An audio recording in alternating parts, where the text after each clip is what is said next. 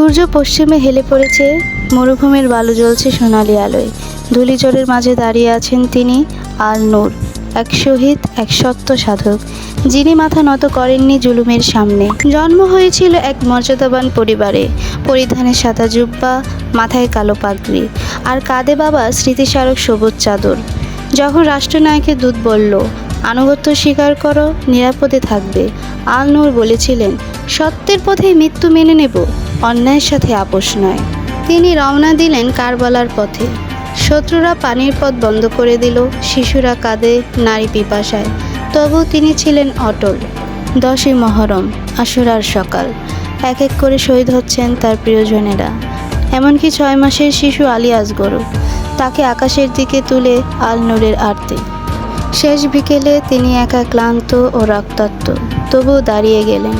আর তার শেষ সিজদায় সেই মুহূর্তেই তাকে হত্যা করা হয়। তার রক্ত মিশে যায় বালুতে আর বলে যায়, সত্য কখনো মরে না। বন্ধুরা, আমরা কি আল নূরের মতো সাহসী হতে পারি? ভিডিওটি ভালো লাগলে লাইক দিন, শেয়ার করুন, আর স্টোরি টিউব বিডিকে সাবস্ক্রাইব করতে ভুলবেন না।